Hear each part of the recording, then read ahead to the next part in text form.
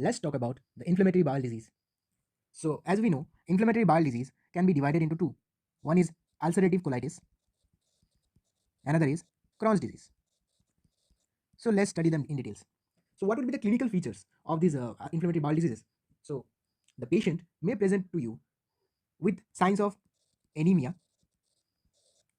You will get a complaint from the patient of bloody diarrhea.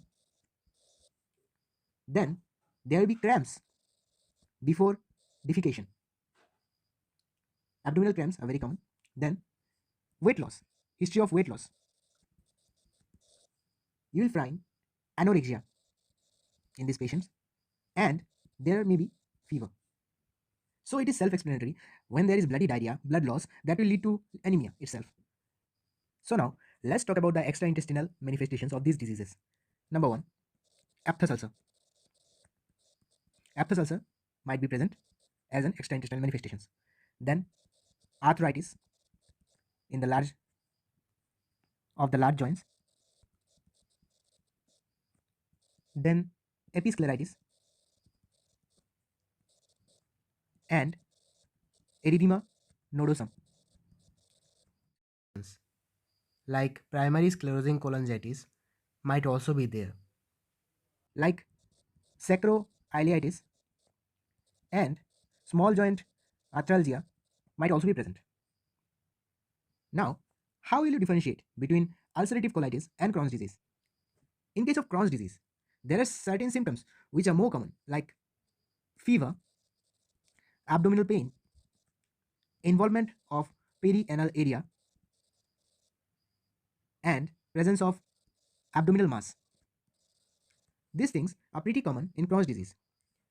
Fever, in case of ulcerative colitis, it is there only in case it is when it is severe. In ulcerative colitis, the abdominal pain is very uncommon. Perianal disease also is rarely seen. There is no abdominal mass usually in the ulcerative colitis. In ulcerative colitis, there is invariable rectal bleeding. That is not present in case of Crohn's disease. Now come to the complications. Like complications of Crohn's disease, like fistula, strictures, they are very much common in case of Crohn's disease, whereas they are uncommon in ulcerative colitis, or you can say they are rarely seen. Toxic megacolon, which is another complication, is usually rare in Crohn's disease, not seen usually, but in ulcerative colitis, occasionally it may be present. Now, let's talk about the radiological features. How can you differentiate? If you look at the distribution of the lesions, in case of Crohn's disease, the lesions are segmental. They are not continuous in nature. But in case of ulcerative colitis, they are continuous lesions. And if you look at the mucosa, in case of Crohn's disease, there is rose thorn ulcers, rose thorn appearance of ulcers. In case of ulcerative colitis, the ulcerations are fine in nature. Fine ulcerations are seen. And radiologically, the colon looks like hose pipe in case of Crohn's disease, whereas you can see string sign in case of ulcerative colitis. Now, if you have a look at the histology of these diseases, Crohn's disease is usually transmural, that is more deep in nature, whereas the ulcerative colitis only involves the mucosa. If you look at the cells present, then in case of Crohn's disease, you will find more of lymphocytes and macrophages, whereas in case of ulcerative colitis, you will mainly see neutrophils and eosinophils. In case of Crohn's disease, the glands, intestinal glands, they are preserved, whereas in case of ulcerative colitis, they are destructed. A special feature of Crohn's disease is aphthous ulcer and granulomata.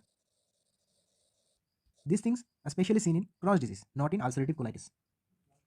In endoscopy, you will see, as we have discussed, Crohn's disease ulcers are discontinuous type of ulcer, or segmental distribution is seen. In case of ulcerative colitis, it is continuous in endoscopy, it is seen. Then the mucosa is very much friable characteristically in ulcerative colitis, whereas in Crohn's disease, it might occur. Now, in short, let's discuss about the management, what we can have. There may be two types, medical management and surgery. Under medical management, we can treat with sulfasalazine and 5-ASA. We can use corticosteroids, we can use immunomodulators, we can give antibiotics and probiotics.